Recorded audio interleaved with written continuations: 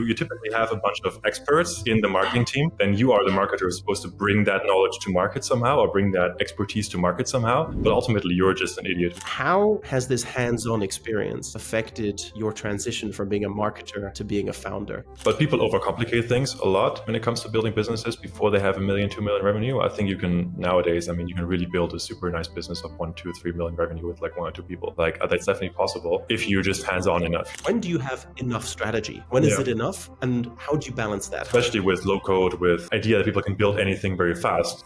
That qualitative insight is just so much more important than it used to be. And I think that there's just such a vast amount of data out there, and people have way too many data points to measure anything anyways. But this idea of like, does that actually resonate with that person? When you start a company, like if you're not an expert, let's say in the industry, I think it's really important as well to realize that most likely you think you know more than you actually do. It's very easy to build a shitty lead magnet, but if you really want to actually learn something, you have to just invest more in terms of quality, because it's so much easier. You have to be 10x better to actually. To tell a good story, you need to have a good story to tell. And I think that's often missing. You see people say, oh, well, I don't know why, I'm struggling to apply all these LinkedIn tactics. It's like, yeah, but are you doing, thinking, or saying anything interesting? Do you think that AI is the future of content? Yes or no?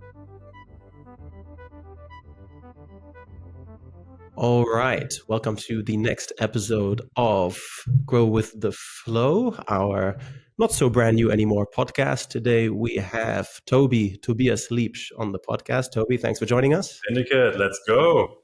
Nice. So, Tobi, I have a nice intro prep for you.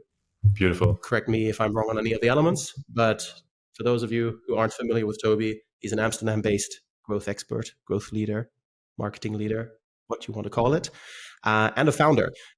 He made a name for himself driving growth for companies like Desk Bookers, companies like Ring, Wonderkind, Echo Chain Technologies. He's also the co-founder of FinTalent, which is an online marketplace for freelance and agency M&As, or M&A talent. One of the leading market spaces in that space, and the leading space, of course. The leading in the space, the one and only, and has been growing like really crazy. Lots of stories about the Uber of M&A and all this kind of stuff. Very exciting.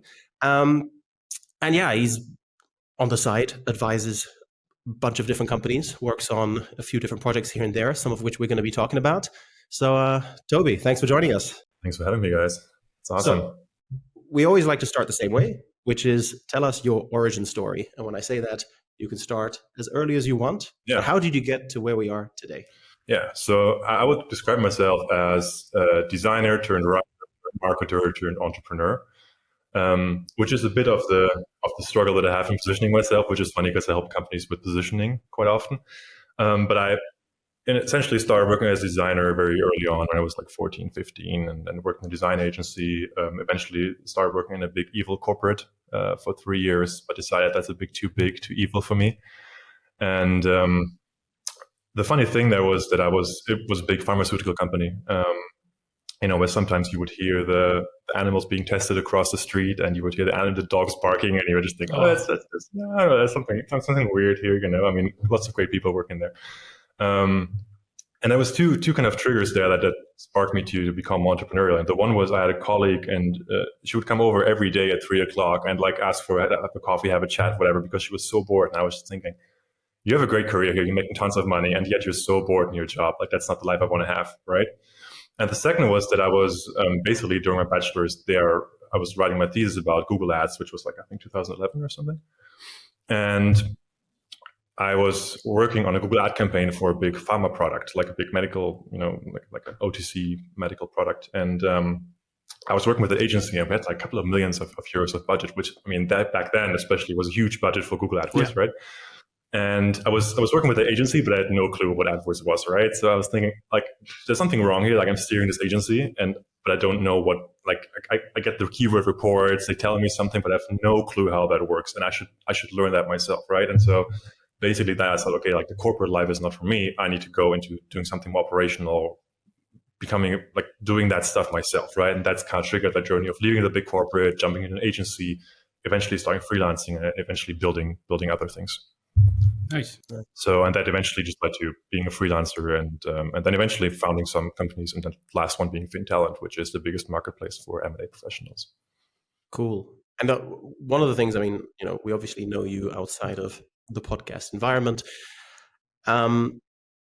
One of the things that I've always gotten the impression of, at least from what I've heard about you and from, in this space, we all cross paths, is that you're pretty hands-on in pretty much everything you do. What do you think is, and I think we're now in kind of a space where there's a lot of advisors. There's so much advice and so much consultancy and so much education. And at some point it's like, just fucking get some shit done. What are your views? So what has always driven you to be so hands-on? And you talked about the designer, the writer in you, all this. And how important do you think that is for leaders and senior growth people to also still be hands-on and get their hands dirty? Yeah, I think there's also, and I have to watch out what I say, but there's always been, I've always had this little pet peeve of the strategic consultancies, the McKinseys of the world, where, because I've seen them work on some projects, and you have these incredibly smart people working at these consultancies, ultimately building PowerPoints. And I know that's a bit of a simplification, but that's often what comes out of this. You just have incredibly smart people, some of the smartest people of the world working on building PowerPoints that are ultimately just to cover your ass policy for the CEO. Just they have something they want to already implement, and then they have consultants just putting that on the PowerPoints, and they can have someone to blame it on. And I think the most beautiful thing in marketing, but in building in general, is the act of creation. And I think the only interesting thing is really creating. There's, you probably know that one as well, but it's, you've probably heard the saying, which is, there's people who do things, and there's people who claim to do things, and be in the former because there's less competition. And ultimately, there's any company you work with, the people that you call high performers, people that you really like working with, they just get shit done. And it's just so much more interesting to work on these kind of things, right? So, and ultimately, having started as designer, that kind of triggered, okay, I build websites, and then I build like flyers, websites, and in so many companies, that's such a basic skill nowadays. You can use Canva, you can use anything you want to design stuff, but there is just so much doesn't get done because these little things that actually is pretty easy just don't get done. And people just, I can't build this website, I can't change this page, and so I can't run this marketing program because I just didn't, I don't have the time to build that page, I don't have the knowledge to build that page. And that's now with AI and everything, these things get easier and more accessible. But like 10 years ago, and even now, there's just so much value you can create by just getting things on the road fast. And I think it's ultimately what delivered more value from companies I've worked with, but also just was more fun for me.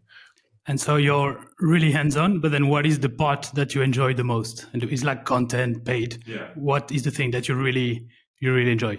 I think, content is a broad term, right? But I think ultimately it is that, creating words that resonate with people that you get qualitative feedback on. And I think the most interesting part about marketing is that as marketers, we're kind of idiots. We don't know anything about a given industry usually, unless we work for a marketing SaaS tool, then we might be industry experts. But typically we work with, Ferdy, you've also worked in manufacturing and everything, right? So, and you as well, Clément. So is Clément. Yeah, right. So you typically have a bunch of experts that are not actually in the marketing team, right? And then you are the marketer who's supposed to bring that knowledge to market somehow, or bring that expertise to market somehow. But ultimately, you're just an idiot who doesn't know anything about that particular industry, like at least read some blog posts, got some knowledge about it, but didn't study that stuff. I think that's the most beautiful part, when you kind of get into that brain of that person who really knows their industry, knows their expertise, and then you can kind of condense that knowledge, bring it out there, and suddenly that resonates with people.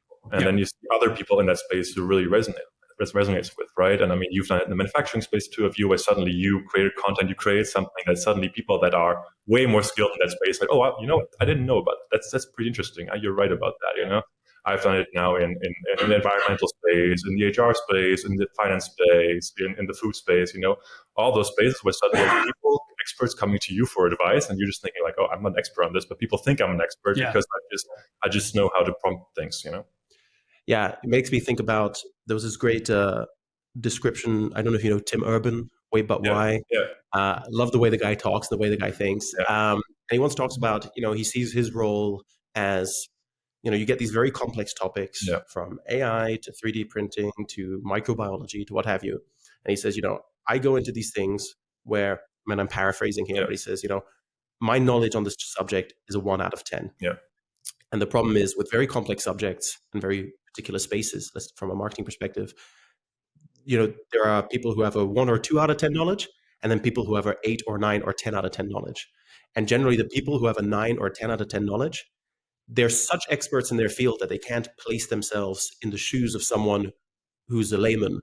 So what Tim Urban always describes as his mission is, I dive for like months or years into a subject, and I get myself from a 1 to like a 6. And then when I'm a 6, I'm actually not an expert, but I'm the best positioned to talk to the people who are a 1 out of 10.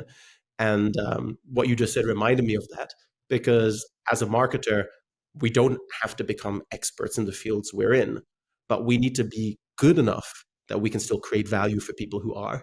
Yeah. That really resonated. And it makes me think of, it's funny how these trends, we're now 7, 8, 9 episodes in. So, we've only released probably at the time of recording this 3 or 4, but we've now spoken to already, close to a dozen people. And there's some trends that keep coming back. And I think in this case, the creation part of marketing, being creative, creating things, having a bit of fun. How has this hands-on experience affected your transition from being a marketer to being a founder? Because I know we had a conversation last week with Hugo, we talked about a lot of executives, they struggle with that transition because they spent years becoming less and less hands-on, and then they become a founder and bam, you're back in the trenches. Yeah, I think it's incredibly difficult to become a founder when you've been a manager for a long time. That's not impossible, but I think it's very difficult. For me, it was very easy because basically that skill set of being able to just spin up a website with decent copy, with decent design, being able to put yourself in the shoes of your customers, etc.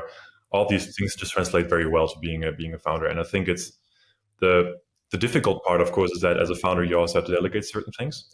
But then right now we're in that weird space with ChatGPT, with AI, where there's a lot of things that you used to need to delegate, and now you can also do them yourself. And I think that's super interesting that you can, as a founder, just, you have to be super hands-on as a founder in the beginning specifically. But people overcomplicate things a lot when it comes to building businesses before they have 1 million, 2 million revenue. I think you can nowadays, you can really build a super nice business of 1, 2, 3 million revenue with like 1 or 2 people. Like that's definitely possible if you're just hands-on enough, But I've also, I have friends who, studied like did that MBAs and then like about entrepreneurship and everything. And then the first 1 or 2 times I tried to build something with them, they were so busy building NDAs and building like legal templates and stuff, and never actually got to the content of the actual business.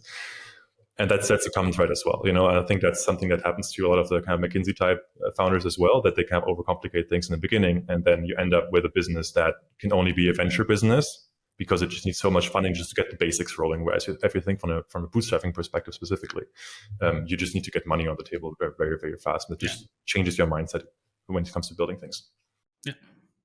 It's it reminds us of what you were saying with the consultants and the pitch decks.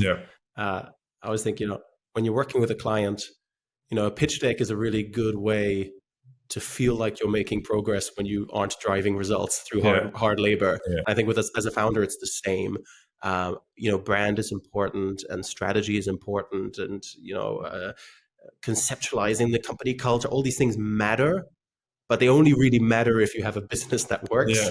And I think a lot of those things can make you feel productive and busy and progressing. Whereas actually it's just about building the product and hustling it to market. Absolutely. And I think that's something that I have to also give kudos to my co-founder Ömer and at FinTown, because he's a former investment banker. So he came in as the kind of domain expert and kind of sales guy. I came in as the product/marketing guy. And you're all familiar with that, the hipster, the hustler, and the geek kind of framework, right? And that was something that was like, we just had such complementary skill sets in the sense that he was just a crazy hustler, but often would kind of, forget the big picture when it comes to, there was just too many things to do at once. And so you have to focus a little bit. And that was just something where I learned a lot and he learned a lot as well. And I think that's beautiful. It's a beautiful thing that you also, that you can build something, but you have to have a certain amount of hustle just to get it off the ground. That's just, it doesn't go without that. Yeah, but I think it's also like probably a challenge that first-time founders have as well, because I think we saw it as well, especially with the Growth Syndicate, that we also started with having a lot of ideas about, okay, we're going to do this, and then you actually start doing it. And then you realize, oh, wait, let's take a step back. Let's focus on what actually really matters right now so we can actually start generating the revenue, and then we can dive into other things later on. But sometimes, you just make this big vision of where you want to go and what you need, and then you have to take a step back when you're in it, say, okay, we're actually not moving the needle here. So how do you go back to like kind of short-term wits? Yeah. I think that's really important as well. But that comes with experience. Yeah, you have this idea of, over the next 12 months, we're going to do this and this and this. And then we go like, we just sold this random thing we just made up to 3 clients. It seems to be working. Hey, this could be an online program or something. And suddenly you find yourself going down this, oh, wow, this is interesting. I guess that's also what happens that's why you need to get feedback from the market. Every time. And that's ultimately, I think, also the value of consultants. I hate on consultants a lot. I've written stuff about, how bad consultants are, how stupid it is to hire consultants and everything. But I think ultimately, that's maybe a maturing process as well, to understand that the value of a consultant is not necessarily to get stuff on the road, but just to make you zoom out a little bit and figure things out on your own. I did this session the other day with sales and a marketing leader. And ultimately, we were just sitting down for 3 or 4 hours, just reviewing value propositions, reviewing the personas they target, and I didn't come up with any new knowledge. There was nothing new in that session, right? But just putting the sales and the marketing team together and kind of figuring out, what's going on here, what's working here, and what frameworks are you using? Just having someone else, because you're so in the day-to-day, you're so caught up that you just forget to zoom out a little bit. And I think that's ultimately what good consultants, really should be doing, just condensing what's out there and bring you together. Like a therapist, really, a therapist as consultants ultimately. Yeah, I mean, it's kind of, you talk about like a shepherd and an engineer. Yeah. Do you need to build everything, or are you a shepherd that kind of herds the right elements together? And actually stole that analogy from a podcast about fatherhood. Like, are you, as a parent, or about parents, are you an engineer that builds your child, or are you a shepherd that just kind of helps get them to what that they were always going to be? Or are you a janitor? Or are you janitors cleaning up the entire time? Exactly. So I do think you can. That's similar. Like a good consultant, it's not about reinventing the wheel very often. We see it. We go to companies and the pieces are there. It's like there's a whole set of ingredients, the recipe's just missing, or there's a couple of lines of the recipe missing, and you just kind of have to bring that together. How do you bridge that gap between the high level? Because you talk about that, your co-founder's a hustler, and then you sometimes bring in the high level, but you're also very hands-on. So how do you bridge that kind of the high level stuff? Kind of, when is it enough? I think that's the thing that people struggle with, is when do you have enough strategy? When is it enough? And how do you balance that? How do you make sure that you're not executing without a strategy, but that you're not constantly building strategy without executing? How do you bridge that in a practical way? Yeah, I mean, obviously, I'm coming here from a product/marketing perspective, which I think is a bit of I think much like yourself, if you come from a product/marketing perspective, you have that bias of, let's talk to customers, let's get the feedback. I think when you come from a sales perspective, you might have a different perspective on that. But I think it's really enough when you have a handful of people, when a handful of people tell you, that problem that you're describing, that's a real problem, and the solution you're providing is a real solution for this. If you just get that feedback a couple of times, I think that's basically, in essence, enough to have that. I think, let me give you an example. So what FinTalent does is, it's a marketplace for freelancers, right? So it's, there's a ton of marketplace for freelancers, for developers, marketers, designers, but that's the space in investment banking. So we're doing the same thing, applying the same model to a different space, fundamentally, right? So, but the game plan has been out there for 10, 15 years now. There's been enough successful spaces out there. And initially what we had was, we said, okay, we do M&A, strategy, private equity, asset management, fintech, everything that's kind of in the finance space, And a real game changer for us was when we just cut out all the other words and just said, no, it's just M&A. And that's such a fundamental problem for so many, especially founders, that they just can't cut out the other 5 things they're doing. They're not really generating revenue. That they're just making everything more blurry. They're making it more difficult to sell because you get questions for, do you also do the other things?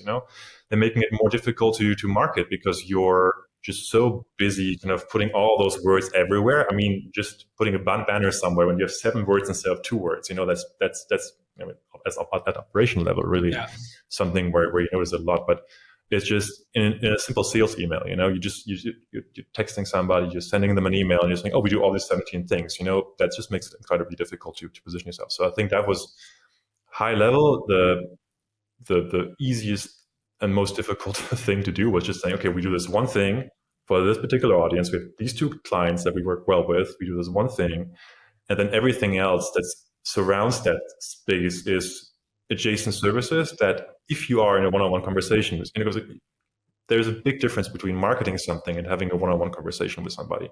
In a one-on-one conversation, you can go deep, you can kind of explain things in context. You can't do that on the website. If somebody sees your ad for like 2 seconds, or like a split second, you can't communicate a complex thing. Oh, we can also offer these things if you need that. But if you're in a sales conversation, you can do those things. And I think cutting out that stuff that's just relevant for a sales conversation, that's the hardest exercise. But that's ultimately, to your question, what it boils down to, coming down to that, okay, who do we serve? What do we do well? And I mean, if you have that, you can, I don't think you need much else for a couple of million revenue really. And then when you come to like a 10, 15 million space, whatever, you might need more stuff. But I agree with you as well. But I think it's also when you start a company, like if you're not an expert, let's say in the industry, I think it's really important as well to realize that most likely you think you know more than you actually do, and that you're probably going to pivot down the line when you get more learnings. So I think it's important as well to, of course, have a strategy, but don't like over strategize that, spend too much time and then you go late on execution, but try to find this right balance, because most likely your original strategy a few months down the line, especially when you create a first company, is going to change somehow. Right. So I think for my side, I think it's about finding this right balance and not like over strategize at the beginning, because you might probably pivot at one point or to just change. It's I think what you said was 100% spot on. That we say this to companies all the time. I can tell you every single client we've had has had a too many ICPs problem. Every single one. And I can't name the company because the CEO told me this in confidence, but I talked to this one company that spent years getting to Series A, got to Series A, kind of stagnated at the 1 point something million ARR mark.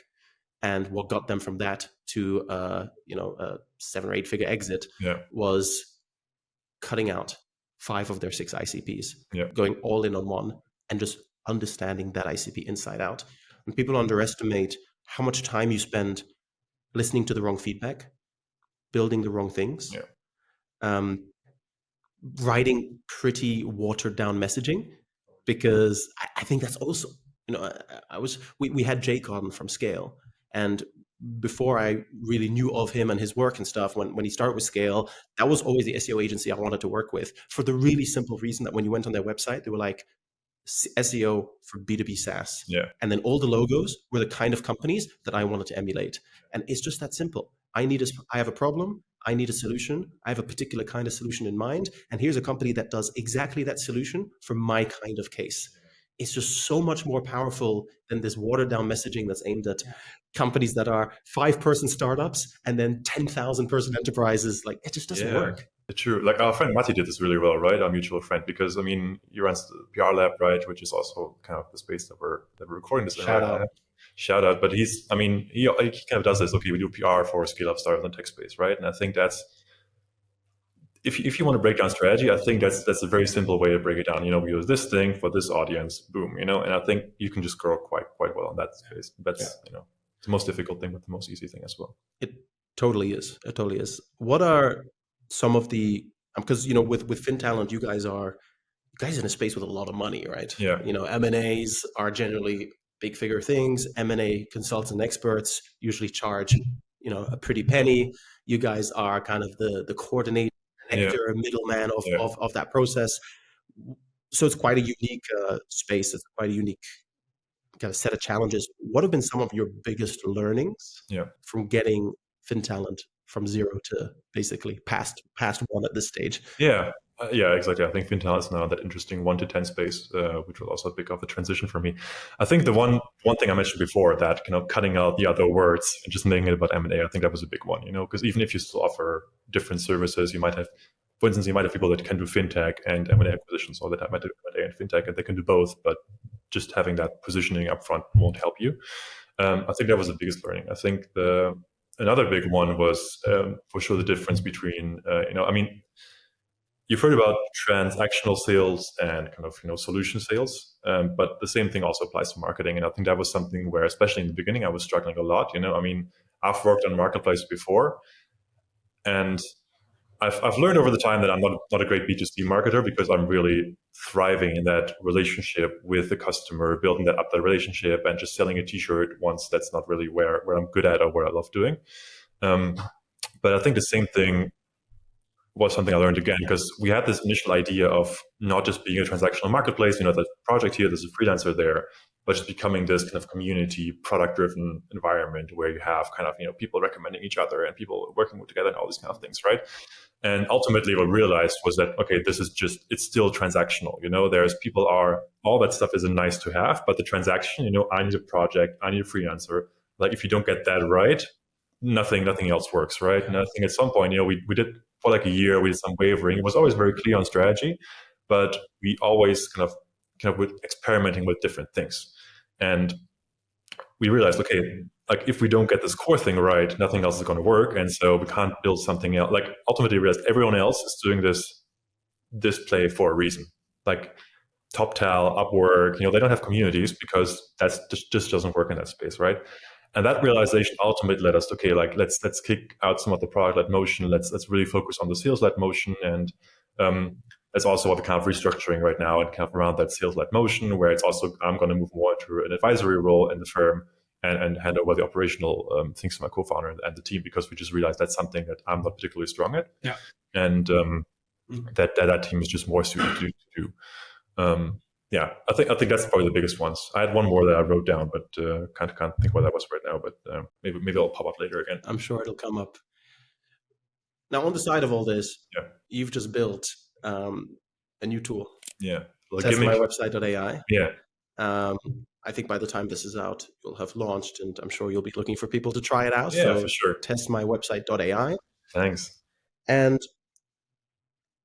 what I like, so when I was trying to think about how I want to structure this conversation, I mean, we usually kind of wing it and go for a free flow, but I try to think in advance of, some points I want to talk about. And I realized this product is very you, in the sense that you had to be very hands-on to build it. Mm-hmm. There's a technical part, and you are pretty technical as far as, senior marketers go. There's a strong aspect of, user-friendliness, visual design. I've got a few questions around that, but I want to start really simple with 6-7 years ago, it was a big trend to build tools as lead magnets. Yeah. Some companies really nail it. Like Ahrefs, they nail that game. HubSpot did it for a while. Yeah. It occurs to me that it's actually easier than ever with all these low-code builders and AI tools to build tools. Yeah. And maybe it's just my feeling, but I feel like companies do it less, even though it's easier. True. So what is your take on building these tools as marketing tools? So why did you build it? And what is your take on companies building auxiliary tools? Do you see it as a distraction from the core product, or do you see it as an opportunity to attract more? Oh, that's a really good question. Maybe I have to start with that. Actually, it's not supposed to be a lead gen tool. Like people kind of think that it's a lead gen tool. I think there's a game where there's a lead gen tool. Like I ultimately just build it because it's a question I get a lot. People, the stupid question like, hey, can you check my website? There's so many subreddits where people just like, hey, can you give me feedback on the website, right? And you guys know that very well. There's a gazillion website testers out there, but all they do is kind of check the meta descriptions, the meta titles, the SEO and CRO. page speed. It's all basically SEO, right? So there's no qualitative feedback on the website. And there's a couple of companies out there. I mean, everyone knows surveys, focus groups. You kind of get feedback from a certain group. There's Winter, which has been doing that very well lately and building a really awesome company around that. Okay, idea. Like I want to get feedback from my target audience. And I think now, especially with low code, with the idea that people can build anything very fast, that qualitative insight is just so much more important than it used to be. And I think that there's just such a vast amount of data out there, and people, have way too many data points to measure anything anyways. But this idea of like, does that actually resonate with that person? I think that's very, very important. And I think just that quick feedback loop, right? So ultimately I had an itch in my fingers that was like, oh, there's something that people always ask me to do. Like how could I actually solve that with, playing around with AI? Obviously super interesting to use all these, AI tools that are out there now. And so that was ultimately the itch, and then kind of the idea of what's the model behind that, that came a bit later actually. And maybe there's something there where it's a referral tool. I think there is a world where that could be something that basically replaces marketing consultants in a way. I mean, not completely replaces, but I mean, a lot of the marketing consulting work that I've done and that we do is, hey, there's a page here, there's a story I'm trying to tell, like, am I telling that well? And a lot of it's just, I mean, ultimately what we do is we look back at our experience, we look at, okay, this is how an e-commerce landing page is supposed to look like. It's supposed to have these buttons. It's supposed to have that testimonial. It has these elements. You don't need a person to do that anymore. You can just say, okay, like just run this through like 1,000 good pages and give me the feedback. How's Amazon doing that? Okay, like how can my little shop do that better? And I think that's a game. There's an idea here where this could really replace the marketing consultant in a way. Will it do that? I don't know. It's just a very early test phase, but it's I will add to that. I think there are differences. There's consultancy and there's consultancy, and I think the truth is that a lot of the times, you can have 5, 10, 15 years of experience. You get brought in, and then you're talking about, one CTA per page and like these kind of things.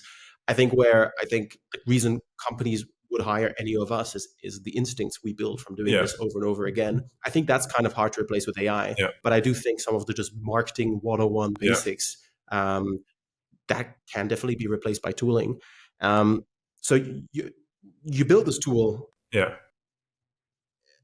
I think you would not have attempted this if you weren't technical yourself. Yeah. So I know you didn't build everything from scratch yourself, but you need a certain technical product expertise to do this. How important do you think that is for the average marketer? How important is technical skill? Yeah, it's a good question. I think instinct and understanding humans is much more important. I think if you're a CMO at a $1 billion company, you don't need that much technical knowledge. You just get people to do that. I think in that space that I often play, which is that space up to 10 million revenue, I think it just speeds up things so much. You just don't if you want to spin up a quick website, a quick tool, a quick price calculator or whatever, and you don't need to look for someone in Upwork. You don't need to find someone to do this for you for $1,000. You just spin up yourself with a plugin or whatever. I think that makes a big difference. Yeah. And that's definitely that. I did answer your question earlier, by the way, about the lead gen tools, like why companies not doing that anymore. Which was a really good question. I'm sorry I didn't get to that. So let's go back to it. Do you think it's a great opportunity to acquire leads, or do you think it's a distraction from the core product? Because my assumption is the latter is why companies do it less. I think that could be one of them. I think that, so also the early feedback I got from Test My Website actually is that people are much more hesitant to give their data. People used to just send me a white paper, send me an ebook, do that, give me an email. People are getting more and more hesitant with that to submit their data. Also because they just expect more on platform. They want to have more content on platform. They want to read on platform. They just in a sense they don't download 15 apps anymore, and they just want to stay on the platforms they're already at and do the things that they can do on the platform and just expect more service. Ideally, I think the ideal experience of most people using the iPhone would be just like there's just one thing, and then I can do everything within that one app, on LinkedIn or whatever. And people get more hesitant to send out, just to submit their emails.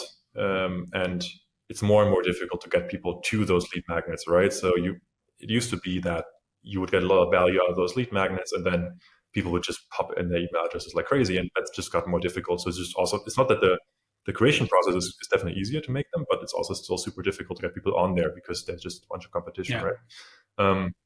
But I think that's ultimately also what my third learning was for FinTalent, which was that quality matters so much. Experimentation quality matters a lot. So it's that it's very easy to build a shitty lead magnet, but if you really want to actually learn something, you have to just invest more in terms of quality because it's so much easier.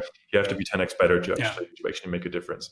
So if you just have an SEO calculator that's going to give you some feedback on your page speed and on your meta text or whatever, it's going to have to do much more, be faster, do whatever, be 10x better to provide a better experience. And I think that's what people struggle with because it's very easy to pound out certain easy things. You can probably build a HubSpot website checker in like 5 minutes nowadays, but that's also why there's you have to just do it better. Just like with video on LinkedIn or video content, there's like all these AI tools just pop out videos now. So standing out is more difficult now because there's just so much more content out there. Yeah. So it's more difficult to stand out. Yeah, we're trying to do it right now. And it's working on it. It's more work. It's definitely more work to not lean on some of these tools. What stood out for me is, you touched upon this already, is when you built Test My Website, you decided to go a different way than pretty much every website testing tool out there, which is every website testing tool out there. It's check your SEO stuff, check your CRO stuff. It's like, hey, you have 12 visitors a month, but we're still going to recommend these A/B tests, which have zero statistical significance. You've gone for a pure qualitative positioning approach. taking core concepts, things like April Dunford's concepts around positioning and these sort of things. What does that say basically about your whole approach to marketing? Why have you chosen to take that approach, the storytelling, the positioning approach? What role do you think that plays at the end of the day? Yeah, I mean, holding it with who said that? Was it Mark Andreessen? I don't know who said that, but like the story is a strategy. I think that's what it boils down to. Story is a strategy. I think that's a guiding principle for me. That if you're that whole value proposition, that's always in the story. The story is really everything. Who am I working with? What am I doing for them? What are the problems they're facing? It's ultimately a story, right? Yeah. So that's for me always the strategy. Like it comes down to what we discussed earlier. I think that's really what it is. So if you have a consistent story to tell, I think everything else kind of follows that. And if you don't have one, you should have one in order to. And I'm not talking about like, oh, this is my LinkedIn story. That's basically how I'm positioning myself. Like I think positioning is a part of the story. And when you let me make it practical, right? So if you create LinkedIn content, right, you want to position yourself on LinkedIn. There's a couple of different personas you can take over. You can be I'm the expert that has decades of industry knowledge on this. I'm really going to be, I think one of Netflix co-founders, he's like 60 something now, he's just talking about this experience building companies. And it's so awesome because he's been doing that with billion-dollar companies, right? There is the interested novice kind of who can pick up something and say, okay, I'm actually learning this and I'm going to take you along on my journey to learn this process, right? And I think that's one of the two kind of key personas.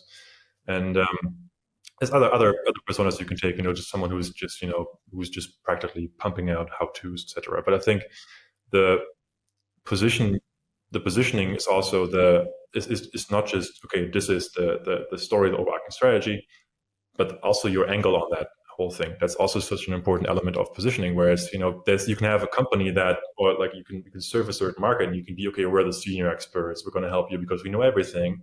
Or you can be that person that's still picking up and learning things along the way, but they're moving very fast, and that's attractive to different audiences. And I think that's something that people often undervalue. And I think also, I agree, story is everything.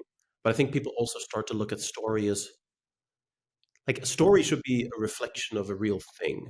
And a lot of people look at it as the strategy you can apply. And I like this as an analogy. I would choose stand-up comedians. Mm-hmm.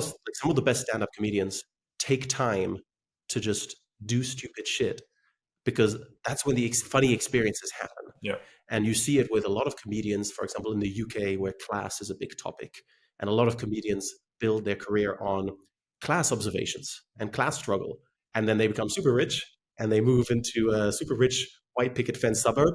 And they're not part of that class anymore. And their comedy starts to land, to be less relevant because it was based on a real experience. And I think, great comedians take time to experience things to talk about. Like great writers, they don't just write, they go out and try to experience things that they can then go and write about. And I think that's something that I miss a lot with storytelling, is a good story is not looking at a non-story and turning that into a story. It's living a good story. And I think that's where companies often see their vision, the mission they're on, the goals they try to achieve. They look at this as kind of fluffy things you stick on a website on a career site to hire talent. But I think to have a good story, to tell a good story, you need to have a good story to tell. And I think that's often missing. You see people say, oh, well, I don't know why, I'm struggling to apply all these LinkedIn tactics. It's like, yeah, but are you doing, thinking, or saying anything interesting? Yeah. That's kind of important. Jesus. Yeah. That's totally true. I think that there's this statement from a rap song that really always resonates with me, which is true for every social platform, which is it's a German, you might know it, it's like, what do you want to rap about if nothing except rap moves you anymore, right? Yeah. And because there's a phenomenon in rap music where it's like, oh, they're just rapping about, the hood and about hip hop, but it's kind of, because rap used to be about different things, like family and whatever this thing. And you have this same thing happening on platforms as well, where we have like LinkedIn. It just becomes a place where people talk about LinkedIn tactics, right? And the most successful LinkedIn accounts are people talking about LinkedIn, Yeah, it's this horrible inception. Yeah. Same on Twitter, by the way, and that's probably the same on TikTok too. But like Twitter and Facebook is somewhere was that same. Maybe it's just our marketing bubble, but everyone's okay. I'm teaching how to be better on LinkedIn. It's like, I don't want to be better on LinkedIn. I want to just enjoy LinkedIn. Yeah. So I really like when I saw your tool when you showed it to us last time, because I have the feeling, but I think maybe that's more personal with experience I have with some companies we work with at the moment. Is like storytelling was like really important or really like the branding part as well, like 10 years ago. And then there was this growth, like, like growth hacking. We're going to do SEO, we're going to do Google Ads. And like, I had the feeling for a while that companies like, we're going to rush, for example, a website, doesn't really matter, but we're going to put all the effort on SEO, Google Ads, because it's all about lead gen at the moment. Yeah. And then they forget like the core proposition on their website, and they really put it on a second, on a second place. Yeah. And then they're like, no, we're going to do channels. And then they don't realize the importance, like, yeah, but if you don't get the proposition right, and you don't get, in that case, the website messaging right, then it affects all the rest.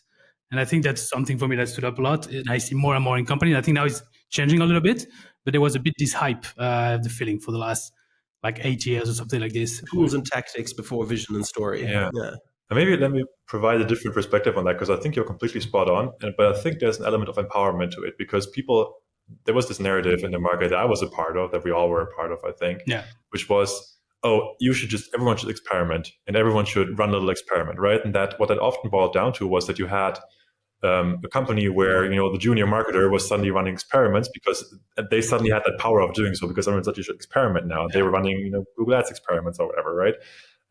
But that wasn't tied into strategy, because the CEO or whatever, they didn't really care. They were just like, oh, I read this buzzword, you should experiment. So you guys just experiment, but it never tied in. And I think your consulting work fairly was relied on that as well a lot, which was just, the experimentation was never tied into a bigger strategy or bigger goal, or even just a learning curve where you would actually apply those learnings from the experiments to inform the strategy. And so you created this vacuum where everyone was suddenly experiment with and run really low quality experiments that maybe there was some learnings, but because it was never tied into a higher goal, you never actually learned as an organization. So I think now we're maturing in a way that organizations realize more and more, hey, actually this should tie back to the organization, strategy, and the whole circle. And that's just by nature a bit slower, because you just don't have that, everyone on low level experimenting anymore, but it ties into a bigger process where the whole company is part of it. Yeah, I think for me, the biggest learning of the last 10 years has been just coming to terms with the fact that when it comes to marketing, growth, whatever, the what is rarely super original. The what you do. Every company has similar problems, and every company needs to do similar sorts of things. The magic and the creativity and the genius and the innovation lies in the how. Very often it's the how, because a company needs to understand their customers. It needs to talk to their customers. It needs to use the right channels to reach their customers. It needs to, the what is never, it's rarely there's this thing, the what really mattered. It's the how. Yeah. And there are 5 whats, and for each what, there is a million hows. And I think that's where a lot of the genius lies. And I think that's where experimentation often went off track, where it's, let's try this channel, let's try that channel. And, we had a client that had another party doing the ads. And this was like also manufacturing industry, and that external was like, let's start doing like meta ads, regardless of who you're talking to, just because it's a what. Meta ads is a thing that works in some industries, so let's just try it here. Whereas, on the one hand, you can say, well, it doesn't hurt to try, but you can't run infinite experiments, so it does kind of hurt to try when it's completely pointless and doesn't resonate with your audience, it doesn't fit with your strategy.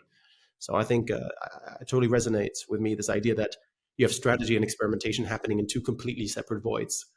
That's an interesting thought. That's actually a good question for you guys. I'm wondering if you guys are also running into that, because it's something I struggle with a lot, because intellectually I understand that that's maybe something over the years that I learned, but it's that you can build the same company 50 times, and if you just have a slightly different angle to it, the blue ocean, red ocean, etc. But most successful companies, you work in a market, like any big market. I think it's like recruiting. I think recruiting is probably one of the biggest markets out there, because there's just a gazillion recruiters out there, right? And every recruiter makes some money. Some recruiters make really good money, but it's like there's very little differentiation, And I think that as a younger marketer, more junior marketer, that's the idea like, I have to be super original, I have to create a new category every time, I have to just completely be, just do something completely new. But now I appreciate more and more that you have to be in the same.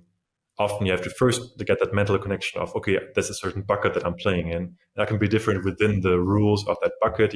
Maybe I have the same product, but I apply a different channel. There's a bunch of companies that suddenly, the first wave of companies was we just build this thing on SEO or on Google Ads, and now the same companies with the same products are being built on LinkedIn because that's just a channel that gives good organic reach right now, right? So I'm actually curious how you guys figured that out, because as the growth syndicate, right? So there's a bunch of consultancies out there, there's a bunch of fractional firms out there. So what was your thought process here?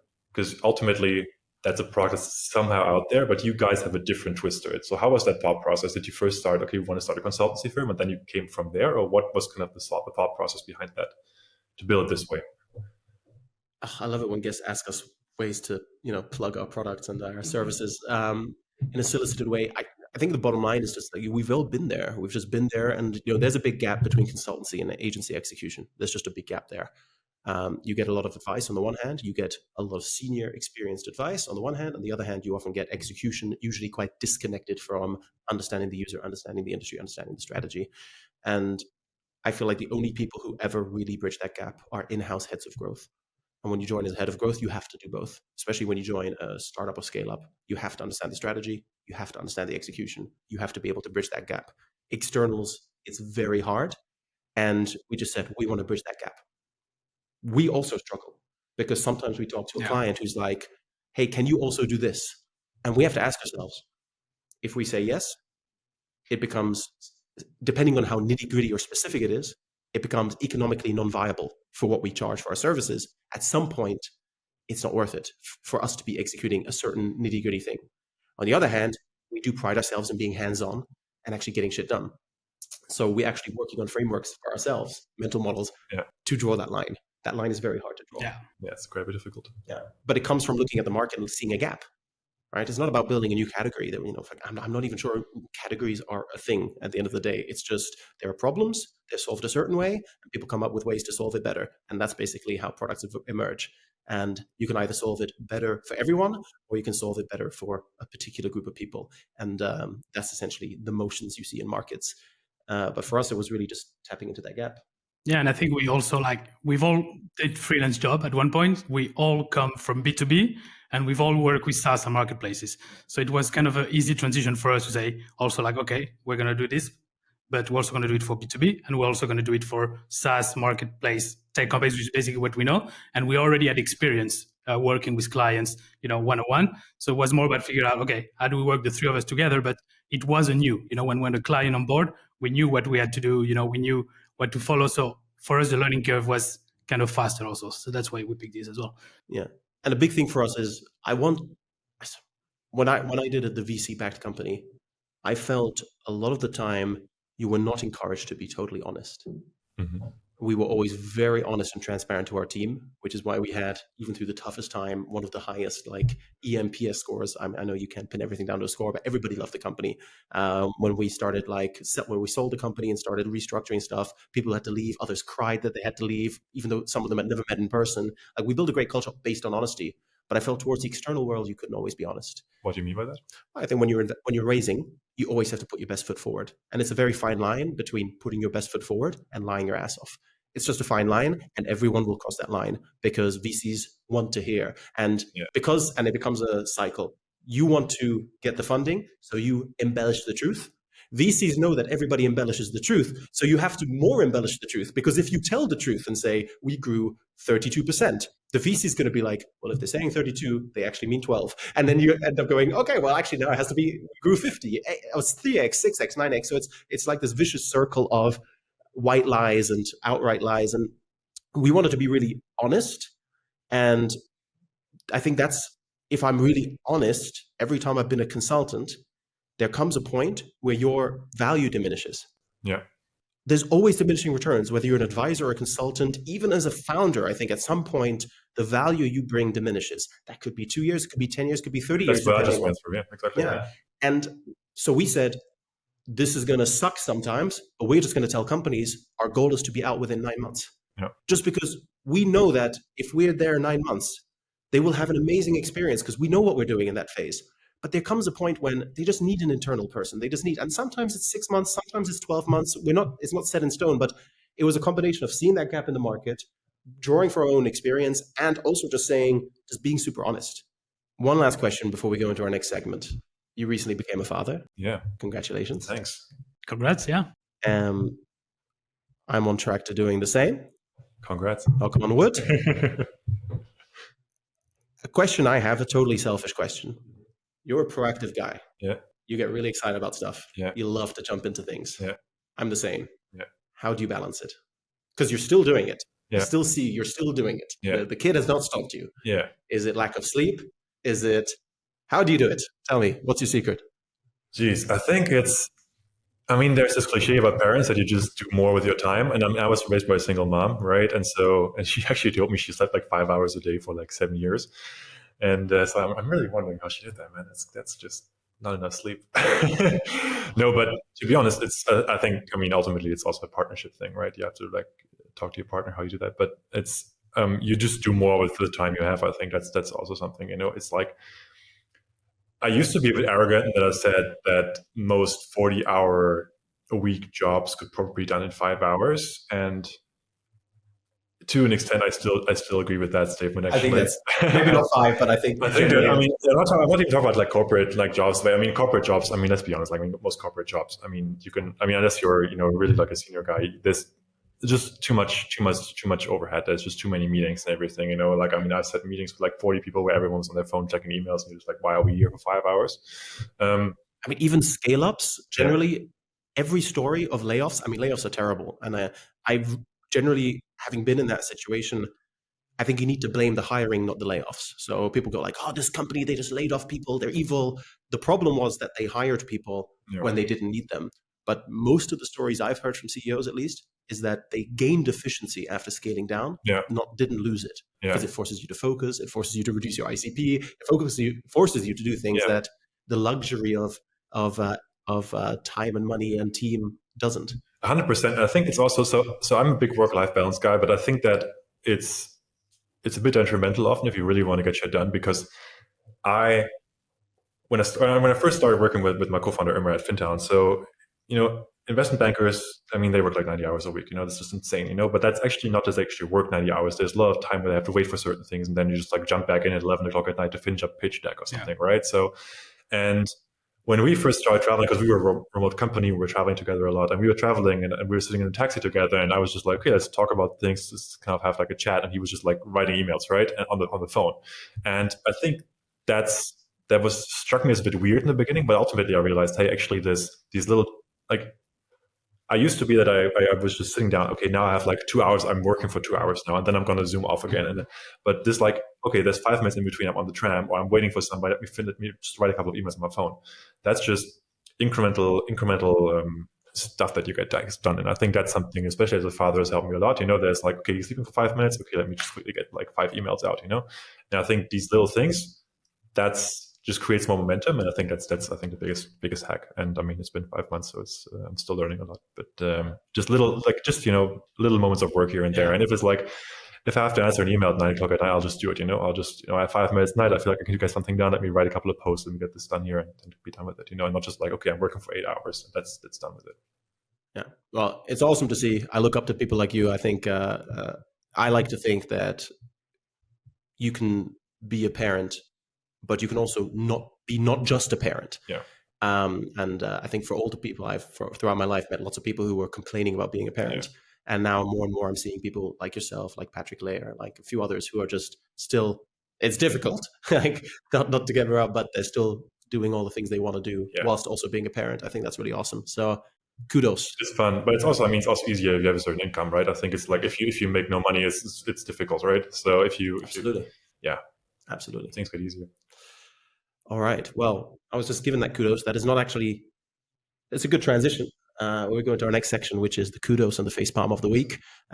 We each talk about something that we've seen, can be personal, can be in the space, can be on LinkedIn, can be in the news, whatever, something that we think is awesome and that we want to give a shout out, a kudos to, and something that we kind of want to call out and kind of, I don't know what the kids call it these days, throw a bit of shade. I don't know, might sound like a boomer here, but basically a facepalm of the week.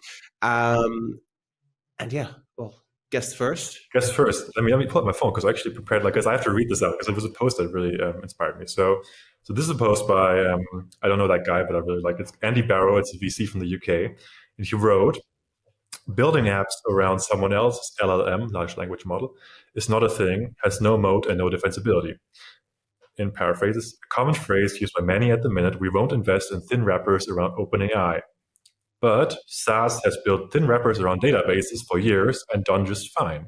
And many started with tasks once done in Excel. The value is not in the model, it's in automation, workflow integrations, and business logic that surrounds it. There can be a lot of work in the wrapper. Don't underestimate it. I love that because it's something that I've heard a lot. There's a lot of these AI tools that are just a wrapper around ChatGPT, basically, or the GPT-4. Jasper being one of them, which is like a writing tool, AI writing tool. Ultimately, it's just something that pitches into the GPT APIs. And there's been this statement, people said, okay, if you just have an API connector, it's not going to be a valid product or company. And I definitely concurred with that. That gave me perspective because ultimately most SaaS firms compete with Excel. That's something that I've said a lot that is kind of obvious statement. But most SaaS companies are really just, there's a table of information, there's a front end that just gives you that information in some way. Principle. It's the same principle, right? So, and I mean, it's not that MongoDB has been the big competitor of all SaaS firms because, hey, we're already doing databases, like we can compete with those things. I think that's interesting to your thought. I think there's going to be a lot of value in those, in those firms, even if they're just wrappers. I mean, Tesla website is one wrapper in a way as well. But I think the building the experience, and presenting it in a different way, I think that's going to be a very interesting. So I like that perspective. Nice.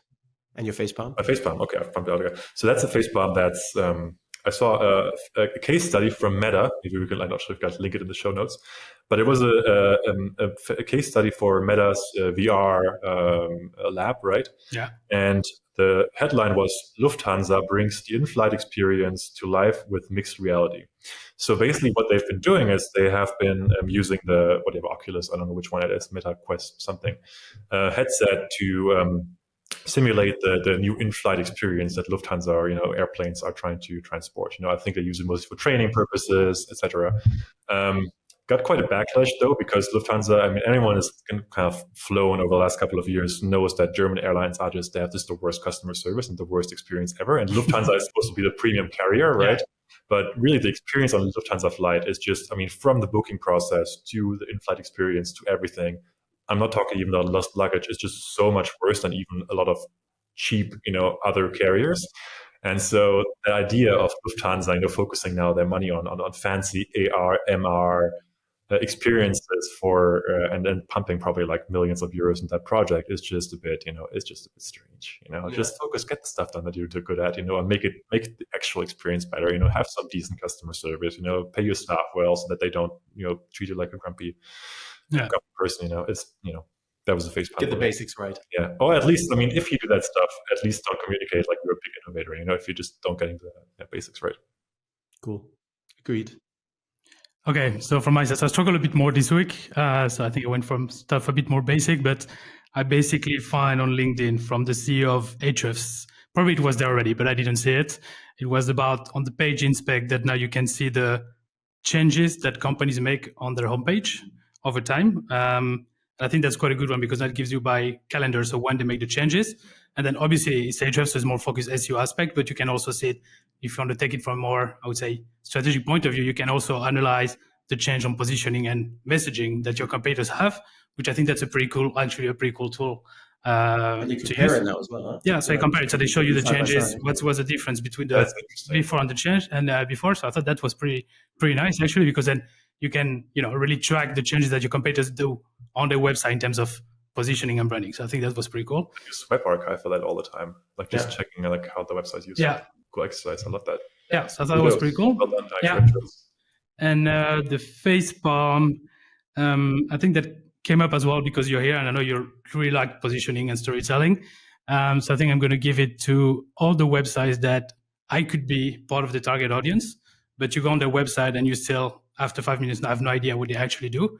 All these all-in-one tools, all these buzzwords. End-to-end. Exactly. So I think that's for me something that's quite, it should be like the base of the strategy, and that a lot of companies actually do well, sometimes don't really, put a lot of effort on it. And yes, I've been diving a bit more into storytelling and branding lately. So yeah, I thought that was one to mention. And then to recommend maybe the book of Building a Strong Brand from Donald Miller. Oh, yeah. I think it's a pretty good one to people who Great are a book. bit interested in this. And it's one of those few books that, you read a lot of books, but a lot of times it's like, oh yeah, this is a refresher. That's interesting.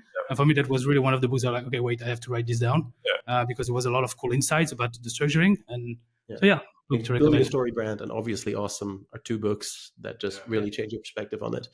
Storybound is another one. It's a really good one. Storybound. Storybound. Storybound, okay. It's really good. It's more like it comes from like a storytelling perspective, but really as in like a theater acting storytelling perspective. That's a bit more like how do I actually tell a story if I'm on stage, for instance. Cool. That's a really good one to also recommend.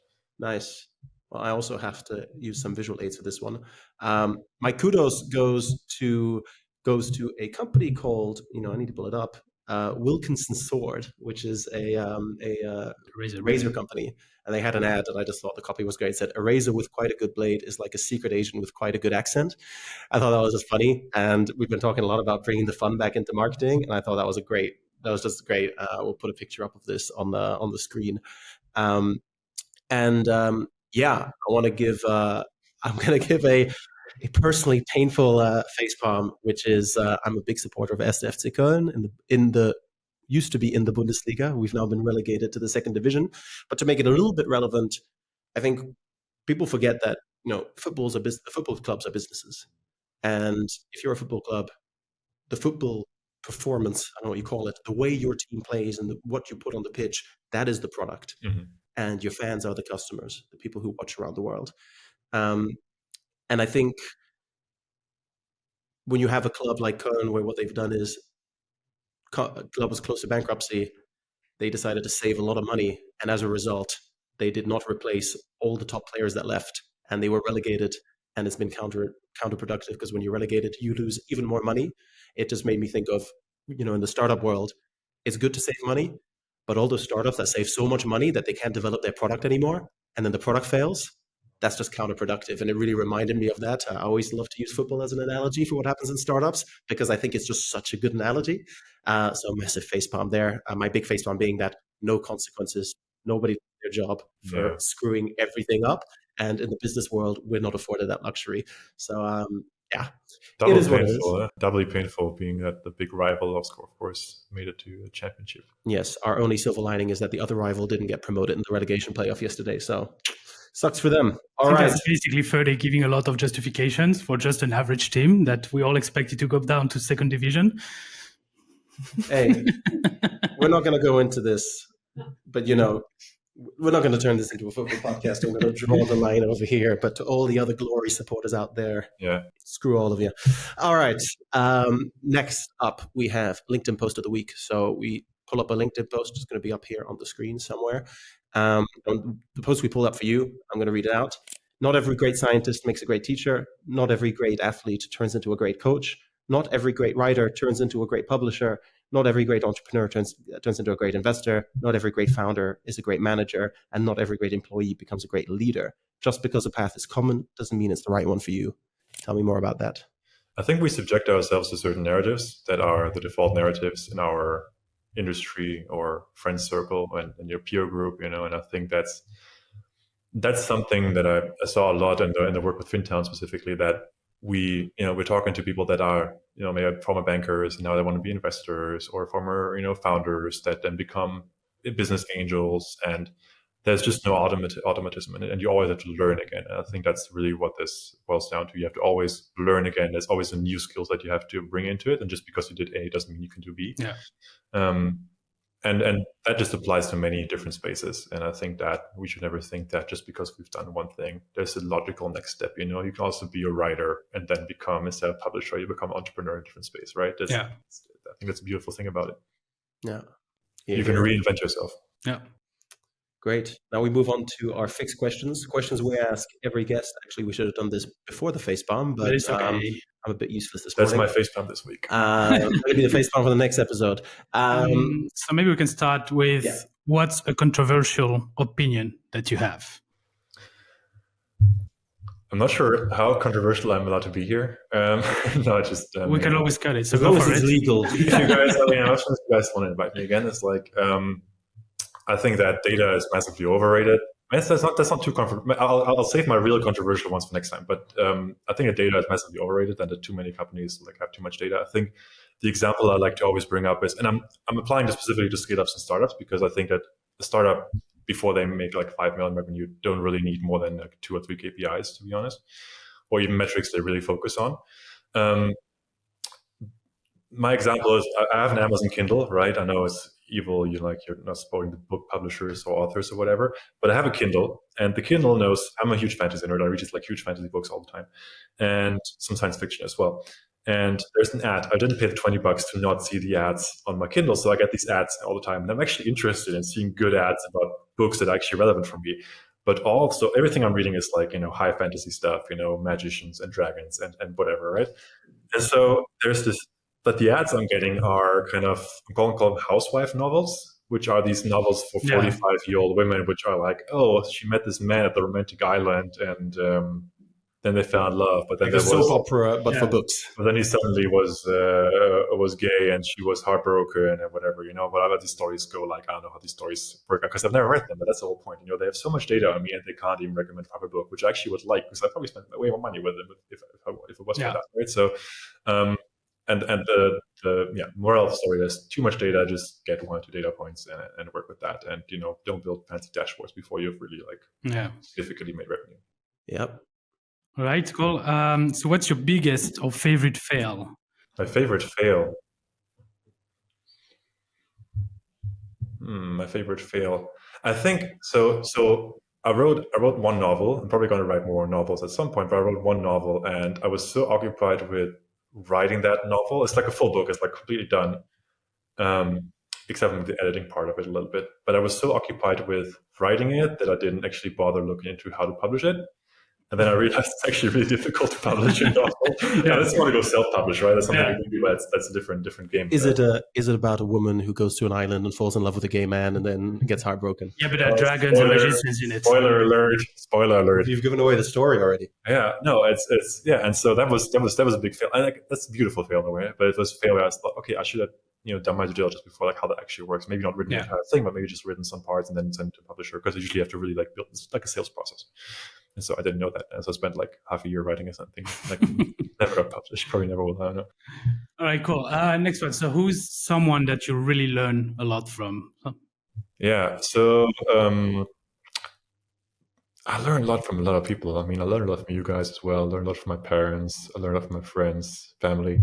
But right now, someone I'm really following on LinkedIn is Tom Goodwin, who's a kind of a futurist, I guess, marketing consultant. And there's 2 things I learned from him a lot. So one is, it's quite amazing how you can just have one topic and really spin interesting content around that continuously. And I think that's really maybe a discussion for another time, but how influencers, generally speaking, they have one point and every post actually makes the same point, but it's always a different twist on it. And it's just such a skill to make it interesting around that. Yeah. His point being that kind of what I said earlier with data actually ties back to that data is just overrated, and that so many companies focus on collecting all the data, having all the data, big data, buzzwords, AI, blah, blah, blah, blah, but actually should focus on having good customer experience, good customer service, good products, and make it better. But that's definitely a follow I would advise. Interesting, counterintuitive takes. Cool.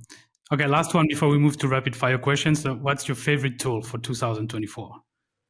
Test my website.ai. Nice. Good one. Nice. That's storytelling. All right, cool. Then we move to rapid fire.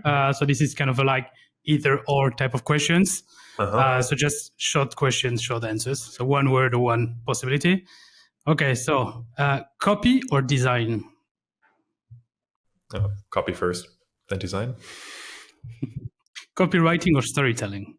Storytelling. Amsterdam or Cologne? Amsterdam. Move for a reason. Hands-on or hands-off?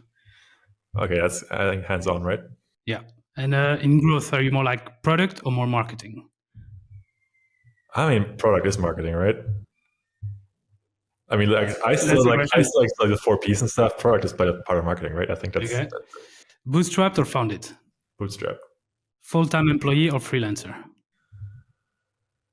Well, I like both. I'm a freelancer at heart, but I think if you can make your freelance business into something where actually full-time on something, it's also beautiful. Okay. Too much data or not enough data? Too much data is not good. So what would be the correct answer? Would be not. But I don't know what's the either or here. It's not going to be easy. Yeah. What's worse? Okay, what's worse? Too much, not enough data. I think what's worse is too much data. Okay, cool. One book that you would recommend? I think Storybound is a good one. Okay. The one that we talked about earlier. That's a nice one for sure. That's my novel that's never going to come out. Do you think that AI is the future of content? Yes or no? I think AI is just speeding up good content, but I think the future of content is just more original thoughts. And I think that AI is in a way the death of content because people are just going to create more and more stupid, shitty content. But AI just makes it so much easier to create good content if you actually do it properly, right? It's like I wouldn't let it write for you necessarily because it just writes mediocre. But if it helps you with the research, it just gets you there faster for sure. So rapid fire, is it going to kill content or is it going to help? I'm scared it's going to kill content, and I think it's going to make every channel unusable. Yeah, cool. And so the last one is like, if you have one advice for people who want to go into the entrepreneur route and create a company, what would it be? Focus on what you're good at, which is funny because I'm like, there's like 17 things I like doing. But I think it's really don't be scared to build expertise in a certain field. I think there's learning curve, right? Everything, and at some point you just think, oh, I'm really good at this. I can go to the next thing, and at least then you can like do move fast and break things. But I think the advice would be like, if you're good at something, like go 10 times deeper and try to be really an expert at it, and that just makes it so much better to build things because you're going to be able to think broader, right? So if you're good at cooking and you want to build a food company in that space, really, really like think about it a bit more deeply and just go into it a bit more deeply until it hurts. Yeah. All right. We may have to revisit the concept of rapid fire for the future, but we really appreciate the insights. Tobi, thank you so much for joining us. It's been an awesome conversation. And before we go, here's your chance. You just did it, but go again. Anything you want to plug, anything you want to pitch, anything you want to share with the audience, keep it brief, and then we're going to call it and wrap it up. Yeah, I mean, I'd be very curious if people test my website .ai, give me feedback. It's like a very large product. I'm really curious what people think about it. Awesome. Thank you very much. Nice. Cool. Thank you, Tobi. Appreciate it.